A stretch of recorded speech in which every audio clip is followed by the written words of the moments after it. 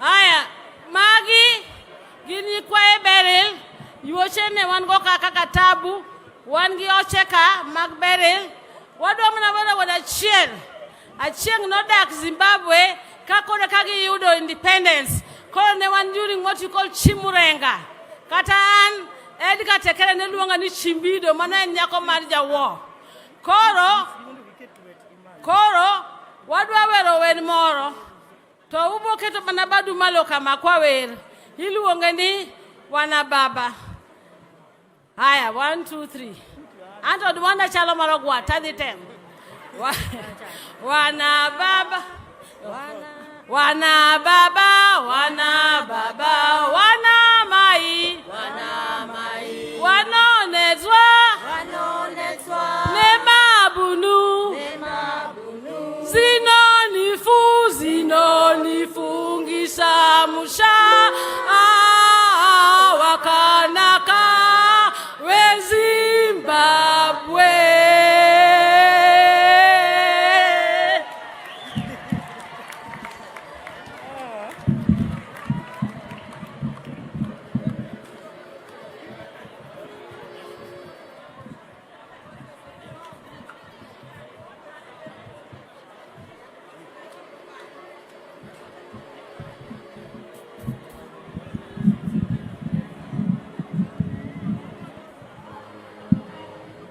Our next speaker,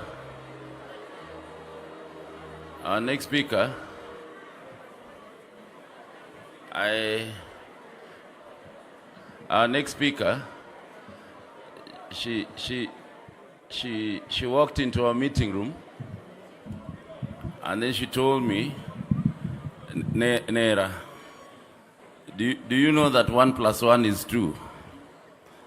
I said, yes, I do know 1 + 1 is 2. And do you also know that I'm a scientist? I said, yes, I do know you're a scientist. Do you also know that 1 + 1 is not 11? I said, yes. So you also do know I'm not a politician? I said, yes, I do know you're not a politician. So she said, my sister's funeral committee must be run like clockwork. And she said, everything to the T, you must dot them.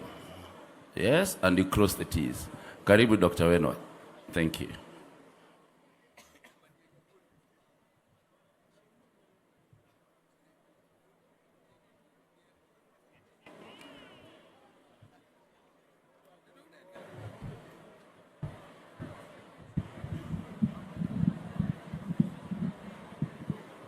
Thank you very much, Chairman. I wasn't sure whom you are talking to. Whom you are talking about until you called my name. I thought that was someone else, but it is okay. I won't say very much because I already spoke about Beryl just the other day in church, but I was very surprised that so many people approached me telling me that they would have liked to hear a little bit more about Beryl's earlier life. And the person who can do that is none other than myself, because we grew up together. And I think you probably know, our father, Jaramogi, had a special name for all of us. Oburu was called Onzugu. Raila was called Alualuya. Agola was called Wow. I was called Nyaginera or Dodi. She was called Handi or Wodwa Handa. Odima was Bimesi, Osare, Sefji or Wodagot, and then Abiambo was Nyakamami. Oburu and Raila and Agola, most of them, if not all, during the early days used to call themselves Owadgakinyi, and that irritated Achieng. It was not because of any love that those people had for me, but it was because I was bullyable. Whereas she had a very strong character, and if they sent her, she would just tell them, go yourself, you go and do it yourself. And even if your mother beat her, she wouldn't cry. Until my mother got so angry and said, this child has got no respect for me, because when a parent beats you, you know you are supposed to cry. But Beryl tell me that I have decided next time she beats me, I will not cry. And then she wouldn't. You know, she had that sense of justice or injustice. If there was any injustice against her, she would stand up against it. And you know, she's the only one who would stand up against my father. People feared my father, but she would stand up and tell him no. When Gola and I were... First of all, let me say that when we were small, we had our special language that we used to communicate in, that other people would not understand, even if we were talking about them. In fact, there were two. One was called Sre language, and the other one was Gulu. So I'll say Achigulu, Achigulu, Awagulu, ni Gulu. And then she'd tell me Akisre, Awasre, ni Asre, Wadisre, Basre. And nobody would know what we are talking about, even if we are backbiting you. My mother used to, I think she didn't really value preschool. So, but Beryl and I loved school, and we were staying here, just behind. This is our home. So, we would plan that we are going to sneak to school. We would go and hide, take our clothes the night before from our mother's wardrobe, hide it under our bed, which we were sharing. And then in the morning, we'd put on those clothes, run to school. And then after no time at all, we'd see my mother coming, and immediately we see her walking to school, we would be wailing. The school would come to a standstill because of the wailing. But we knew very well that she would find us, she would come for us, but we would still do it anyway. Eventually, my mother gave up and allowed us to continue going to school uninterrupted. I always admired the way she would stand up to our big brothers, Oburu, Raila, and Agola. But like I said, that was the reason why, because I was so mild, they were bullying me, so then they started calling themselves Akinyi's brother, and people thought because they loved me, Oburu, I knew your secrets. So there's one time my father brought us from Kisumu to Bondo during the holidays so that we could pick cotton. Those days, this area used to grow cotton. And we couldn't imagine that now we are sophisticated girls and we are being taken to Bondo to pick cotton, while other girls would be talking about having gone to movies during the holidays, and us, we would be talking about picking cotton. So my father left us, went back because he was to travel to Nairobi. But Oburu had come on holiday with Dr. Ngonga Chieng. I saw him here. We didn't tell them that we are supposed to stay here. When they were going back to Kisumu, we went back with them. When my father came back and found us in Kisumu, what we went through, I will tell you about it next year.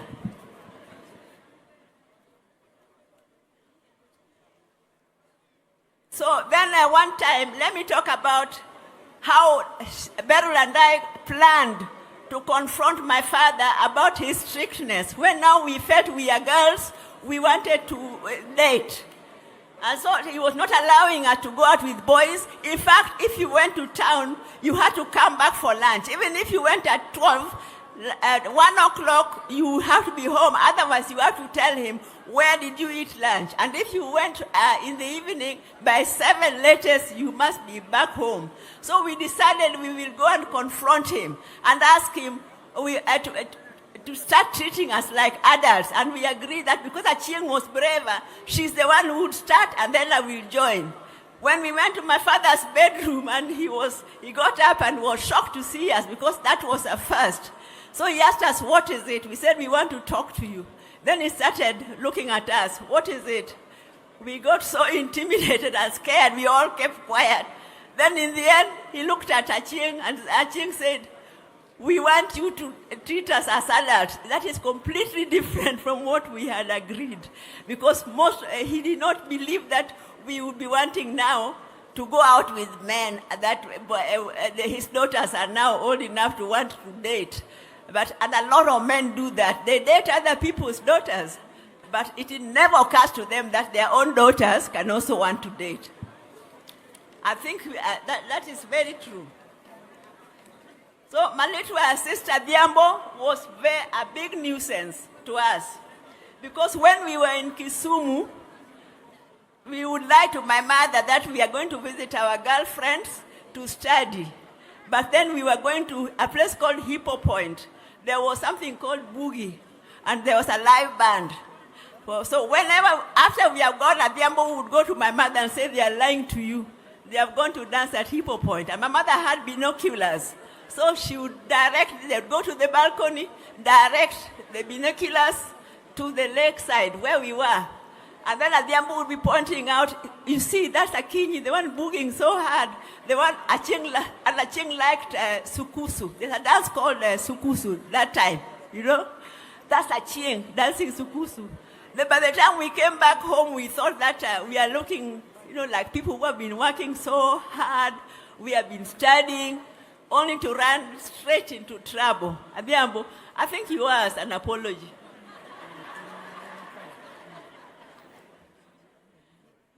Beryl, like I've said, is one of those people who could stand up to my father and say no. So my elder brother, Gola, joined Nairobi School. I went to Kenya High School for my higher.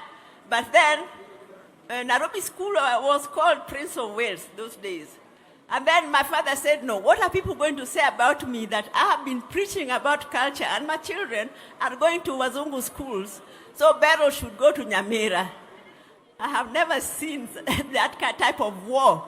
My sister, Beryl, told him, why should I be the one to learn Luo culture? Was Luo culture created for me? I refuse. You know, he brought her here briefly, but she fought him until he removed her after only a short while. Yeah, so, and then another time, maybe I should stop there. I just want to say that Beryl was a professional, serious one. I went to visit her in Zimbabwe one time when she was CEO of Chichungwiza. And at that time, she was under 30 years old. But when we reached there, everybody rushed to the car, opened the car door for her. They took their briefcase. They were saluting her, calling her boss. And, you know, they are walking very fast to the office like a real boss. And here was our older sister wearing some very simple jeans. I could not tell them that I am the older sister, you know, but I will tell you another day how I handled that situation, but not now.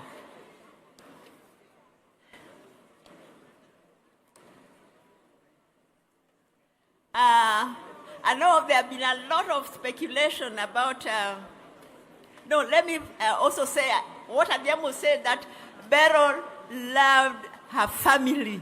She loved her family. We could have our own difference, she and me. But if you attack me, she would immediately change and go for your neck. So there's one time that a con man came and cheated me that he was, I don't know, some famous musician and was conning me out of money. And then we tricked him. By the time I found out, we tricked him. And he went to an office, and unluckily for him, he found Beryl there. So Beryl told him, you landed in my hands. Yeah, you have been trying to con my sister. I'm a lawyer. I'm going to arrest you, take you to prison. And you know, Kenya, there are no prisons. You have a very good body. You are going to be made a woman in prison. The guy started crying. By the time I reached there, his eyes were red. He was crying, and Beryl, I wanted to sympathize with the guy. Beryl said, no, if you are interfering, we will lock you up in another room. Me and Amondi, my friend Amondi, who is even inside here, are going to deal with, we'll lock you somewhere, I will come back, and me and Amondi, we will deal with this man. The man was crying tears. So that was Beryl for you. So finally, there's something I forgot to say during Raila's funeral. So let me say it, please. Let me say there's something I wanted to say. Oh, another politician is coming, and they will drown me out. Let me finish by saying that I always believe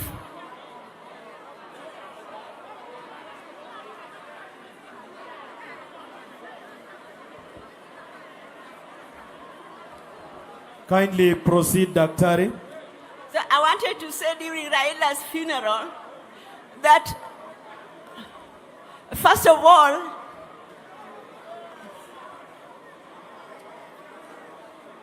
when Corona struck,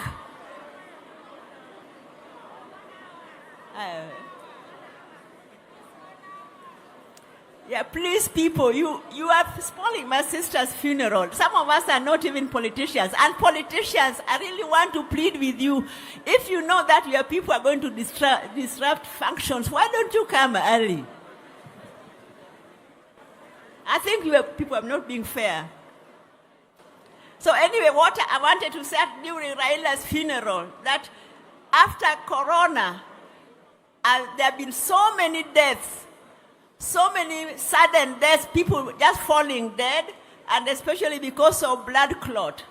And I just wanted to request the researchers, Kemri, and all medical researchers to please do research and find out if there's any relationship between Corona or the long-term effects of Corona, because I still believe that Corona has something to do with the sudden surge of people dropping dead.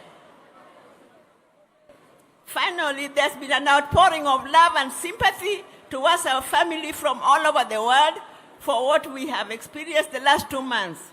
My mother had 9 children. 2 months ago, we were left 5. Now we are only 3. There were 6 boys and 3 girls.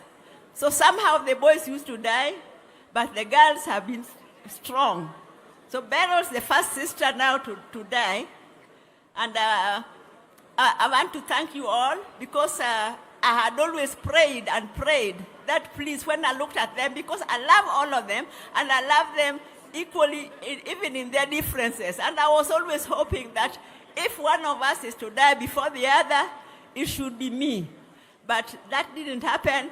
That was my wish as a human being, but God planned differently, and we are all going to go. Me, I cannot break down. I cannot break down because I have to be strong for Beryl's family. I'm now, all of us now, Auma, Chizi, Taurai, and your children, we, Dr. Buru, myself, Adhiambo, and all the others, we are there for you. You are not orphans. Even if you need just a shoulder to lean, to cry on, we are there for you. We are there to support you. So I know there's been a lot of support prayers for us, and you feel it. But then there are also the negatives. Beryl and Raila had something in common. They would get angry very quickly, but forget equally quickly. So if you said anything negative in social media or anything, don't feel guilty. They have long forgiven you, and therefore even us as a family, we have forgiven you. We have no grudge. Rest in peace be.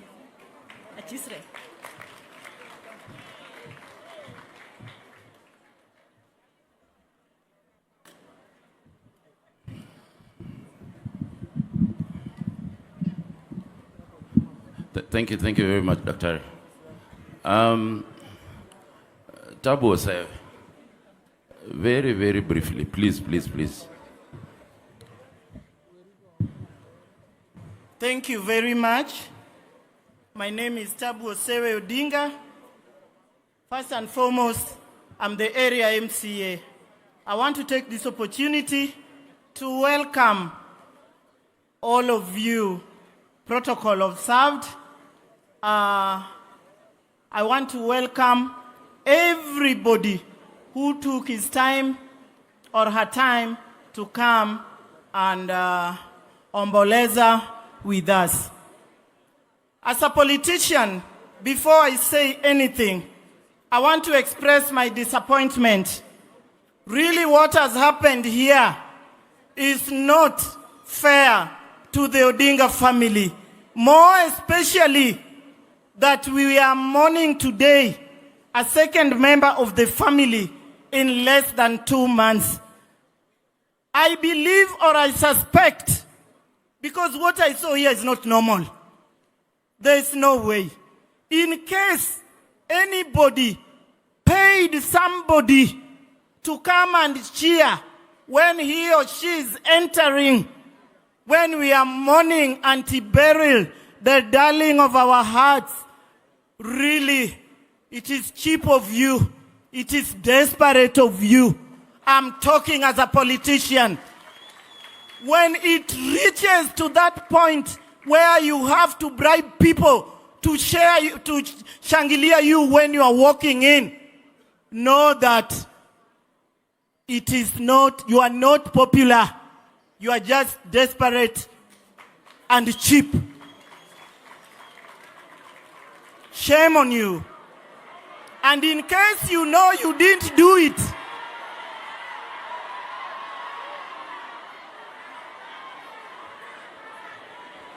hello? My name is Chaótic, as I've said. I am a sister-in-law to Beryl in the sense that I am Beryl's young brother's widow. Apart from that, I want everybody to know that my husband has been late for the last 26 years. Out of those 26 years, I lived with Beryl 13 years. In less than 2 months, as the Odinga'S, we've lost 2 precious souls. 2 most generous people in our family. And I must say, they were the most loved in our family. So we are tired as the Odinga family. We are exhausted. We are devastated. But when we saw you streaming in here, we got strength that you had come to condole with us. I'm just going to acknowledge a few people. I'm not going to talk about Auntie Beryl and I, because this will mean me being here up to tomorrow. My family members, they know what I mean. I lived with Auntie Beryl for about 13 years. When she first saw me, when she first met me, she liked me. She took me to Zimbabwe, and I could go to Zimbabwe often. I won't enter that. Let me just acknowledge. I have my sisters here who are equally very close to Beryl. Just wave where you are. I have my brother Nicholas. Please wave where you are. My 2 children, I have 2 children. I have my firstborn son, Samora Odinga, and Ayuak. Samora and Ayuak lived with Beryl in Zimbabwe in their early years. They are now in the US. They couldn't afford, or rather they couldn't manage to come to bury their auntie. Samora wrote a tribute, but I'm not going to read it because there's no time. The only thing I can tell Auntie Beryl, that Samora has really thanked you. You took him to a very expensive school where your own son Taurai went. That is Prince Edward School. They are in the US. They've said Pole, and they've said they are devastated. My Taurai, Tinotenda Shamwari. Wana wenu wose waripanapa nasi. Mukoma Lawrence na Mrora wedu waripanapa. Lawrence, just wave where you are. These are from Zimbabwe. Fambai zakanaka Shamwari yangu. Tozo kuonana tete wangu. Tozo kuonae. Mwari ndiye anezuiwa Shamwari yangu.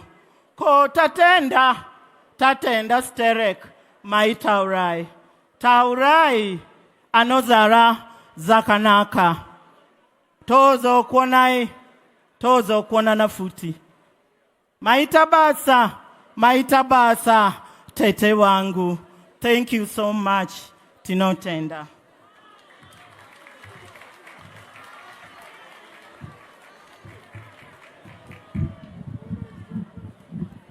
Just one more, please. It is always good to appreciate.